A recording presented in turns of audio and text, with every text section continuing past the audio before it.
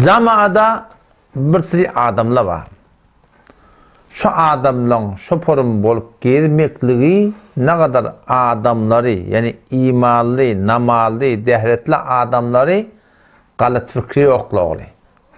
O ne yapalım adamlar? Namaz yok, dehret yok, aradı yok, Kur'an yok, din diyanetinin işi yok adamlar var. Bilans ver. O zaman şolong, görten var akım, işi onya. Haydi bir işlemin, tutup bir adamı, bir 3 milyon demen parmak koydurmayın.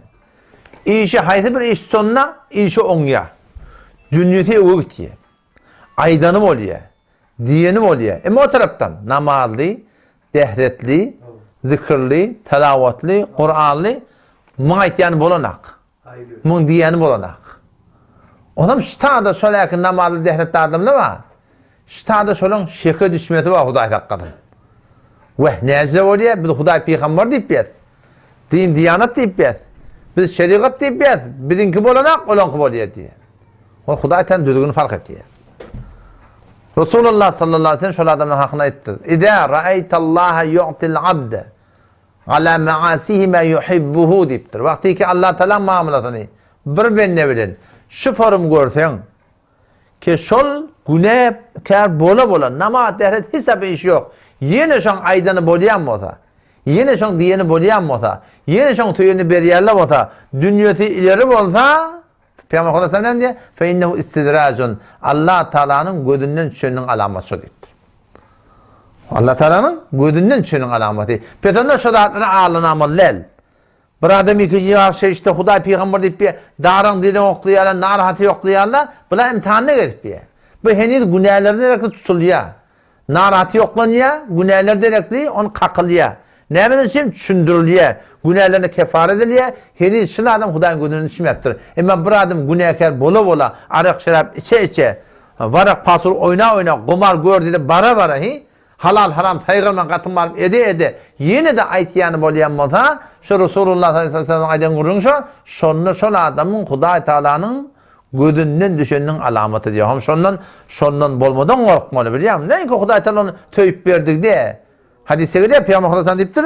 Allah Teala dünyanı töyünne de veriyor, töymediğine de veriyor. Karun'a da veriptir, Nemrud'a da veriptir, Firavun'a da veriptir.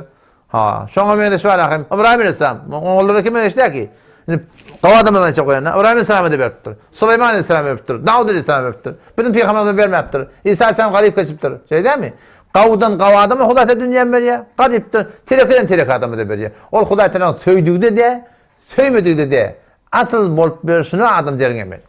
O da şu da çok koyan Müslüman da olan şu adamları görüp öz namazında, dehretinde yine burada din diyanetinde Huday'da kadın şeklede amallar ki Huday Teala bunların ne hakkında? Ha şu adamları ki haram ede diyen kaydan atlanmara. Şu da bola yine Huday'dan şun suyunu veriyen olsa, aydanı bolayan olsa, isteyeni önünden çıkayan olsa, şu ne hemen alameti? Allah Teala'nın gözünden düşenin alameti. Ama bir adam namaz dehret bilen yıkan imran mor kerpiye, daran dilen mor kerpiye, şoför mor kerpiye, bu ne hemen alameti?